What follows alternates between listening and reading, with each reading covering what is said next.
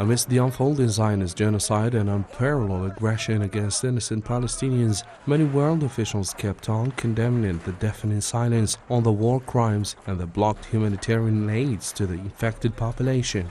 Drawing parallels with Srebrenica and Rwanda, Francisca Albanese, the UN Special Rapporteur for Palestine, asserted that the ongoing tragedy in the Gaza Strip has the world's tacit approval. What is happening in the Gaza Strip is no different from other massacres committed around the world against civilians. Genocide is not a single act, but rather a process that extends over stages and must be hindered. The genocide that Gaza is currently witnessing is being committed by the permission of the world, similar to what happened before in Srebrenica and Rwanda.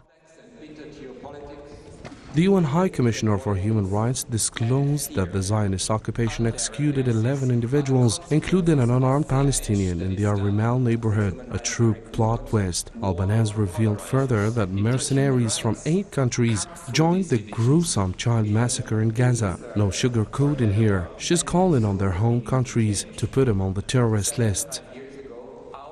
The genocide and massacres committed against children in Gaza are carried out by mercenaries from France, the United States, Britain, Ukraine, Italy, Germany, South Africa and India, but no one calls them foreign terrorists. We call on the judicial authorities of countries that send fighters who commit war crimes to other countries, including occupied Palestine, to hold them accountable for what they have committed. In another revelation, Iran straight up accused the United States of being the puppet master in the ongoing war between the Zionist entity and Hamas in Gaza. Iranian Foreign Ministry spokesman Nasser Kanani didn't mince words. The U.S. is the grand orchestrator of war crimes.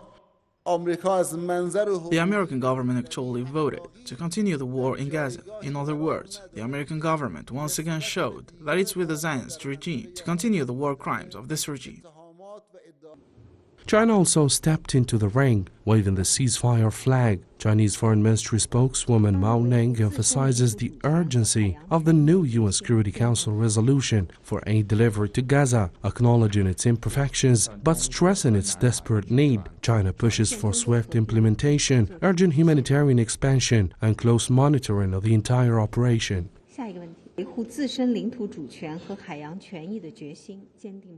The humanitarian situation in Gaza continues to deteriorate. The realization of a ceasefire remains the overriding prerequisite. China will continue to strengthen coordination with all parties and urge the Security Council to take further responsible and meaningful action in a timely manner, so as to make an unremitting effort to put an end to the fighting in Gaza at an early date.